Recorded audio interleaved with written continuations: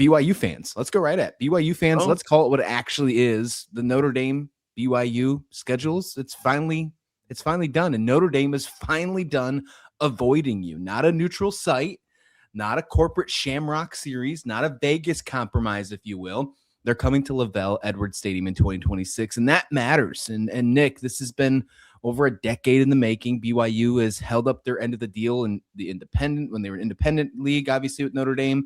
Those two were independents for quite a long time. They went to South Bend twice, and they waited for Notre Dame to return the favor, and instead Notre Dame bought it out. And of course, we've all know about that for a long time. Let's be honest, that wasn't random. Notre Dame was choosing comfort over competition. BYU was no slouch, and they still are no slouch.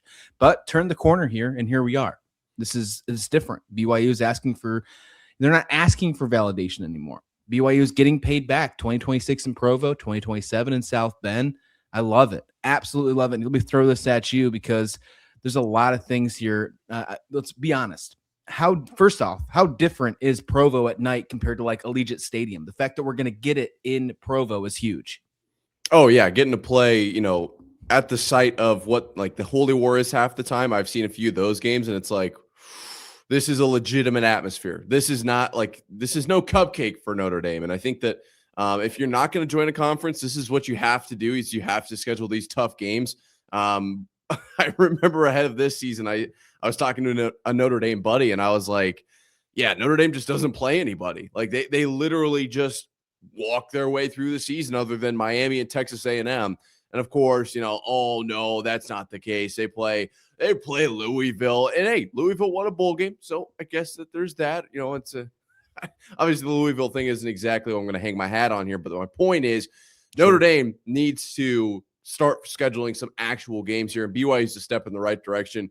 My question though is like, why, if they're going to schedule a home and home with BYU, why can't they just join the Big 12? Because that was the thing that everybody was talking about. Oh, it makes sense for Notre Dame to join the Big 12. That was my argument. And all I got back was, well, they would never play BYU. They would never. Oh my God. How dare you even say that? Well, they just scheduled a home and home. So I don't know what you expect. Like, I think that they just need to actually join the conference. Look, this is good. This is a good step in the right direction, but let's potentially explore actually doing it the right way instead of just kind of hanging out on the outside. And if you're ranked top 12, you're automatically in. Yeah, this is bringing back a rivalry. I mean, it really is. I mean, the fact that ever since Notre Dame picked up that like kind of half-assed ACC schedule where they made that agreement, and that's when they stopped playing BYU. Here's the part the national media keeps missing. I think they're missing this completely, 100%. This is great for Notre Dame, but this is huge for BYU. This is huge for BYU. Notre Dame hasn't beaten BYU in Provo in decades. Let me say that again. Notre Dame hasn't beaten BYU in Provo in decades. This isn't just going to be some plucky underdog story where these teams obviously missed the college football playoffs. BYU has some history here. This is exciting stuff that we get to see it again. When we're talking about all these storylines and narratives being missed in college football, and you want to talk about what was missed here with the Pop-Tart Bowl. For the record, I think when they do come to Provo, they need to have like a Pop-Tart, Cougar tail. They need to maybe do something like that, or have the fans, because the fans are so great in Provo, where they like hand out Notre Dame fans Pop-Tarts. They got to do something funny like that because Notre Dame, missed out on that one. Does this feel like Notre Dame's finally treating BYU like an equal instead of a set schedule filler? Because that's what it felt like in the past. Do you think that's the case now, or maybe they're both working in tandem because they both were snubbed from the college football playoffs? What is your thought there? We haven't really brought this up yet, but I think it's important to, because it's directly tied to this. This feels to me, and maybe I'm just misreading the situation. Okay. I'll admit I'm not always the best at social situations. I make a few wrong reads here and there. This feels to me like Notre Dame, they're playing their cards very specifically here. I mean, look at what happened with the USC deal. They ended up just kind of bailing out on that because it wasn't beneficial to them. And I think that this was an instance where they were able to kind of make up some ground with the USC deal. They were able to kind of get things to go their way a little bit here. They're still not playing like an SEC or a Big Ten team, which I truly think that BYU is on that level, especially with the amount of and all of that they've got coming in. Like, look at what AJ Bonanza has been doing this season. unbelievable. But at least it isn't technically a Big Ten or an SEC team from Notre Dame's perspective. I would love to say that this is like two underdogs working together. I really would, but college football is more of a business than it's ever been.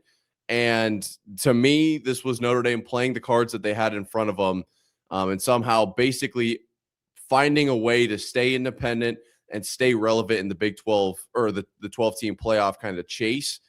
Yeah, I don't know. I'm just going to leave it at that. I don't love it. It doesn't feel great, but at least we're going to get these games.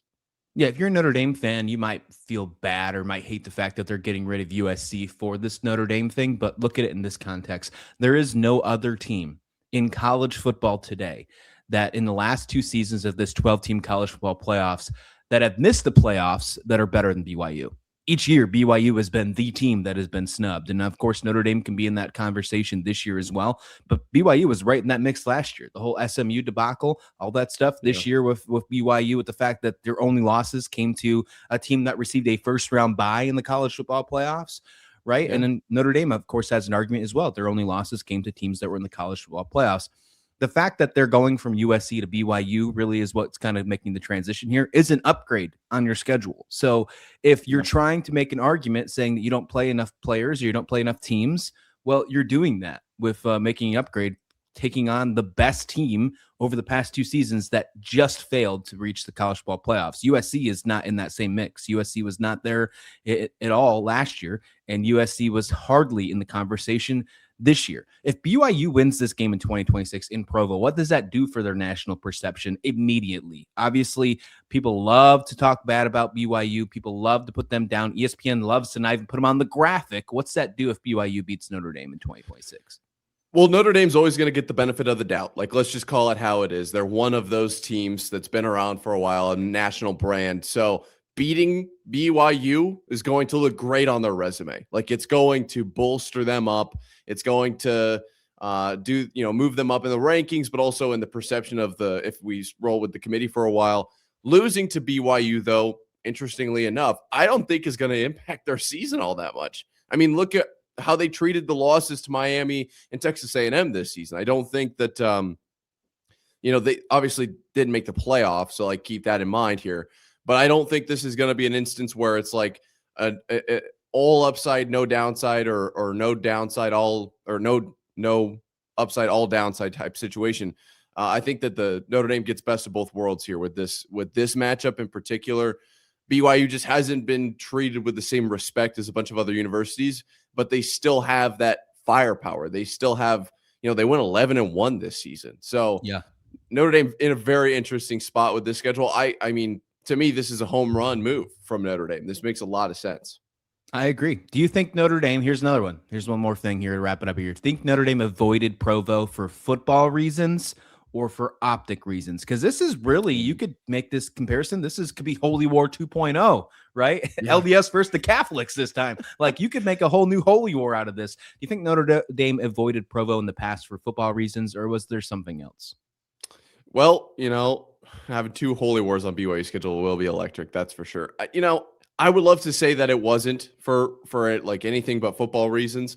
That makes the most sense to me and how my brain works. But, let me just put it this way. Some people that have power, I don't know how they got that power. So there's a chance that was the case.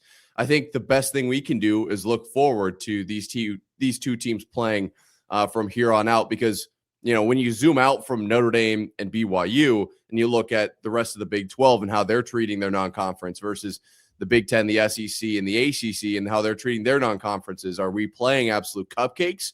Are we playing some, Sacramento School of Technology and whistleblowing, or are we going to go ahead and play a legitimate BYU Notre Dame game? And I think that playing those top tier games is only good for the sport. So from now on, I'm willing to we've got it right. Let's keep it right. You want to know what else is good for the sport? Not playing at neutral sites. The fact that Notre Dame is going to be playing this one in Provo, in South Bend, not anywhere like that. I mean, this is absolutely a win for college football in general, because I think this has a really big case to be another great rivalry in football. And maybe this is one of those deciding factor games where you get down to the end of the season after the conference play is done. I know Notre Dame doesn't know what that is. Conference play is when you play the same teams in your conference. But like when that is all said and done, there's a chance that maybe one of those games decides who's in and who's out, right? So really interesting how that's going to be and how that's going to take off for next season.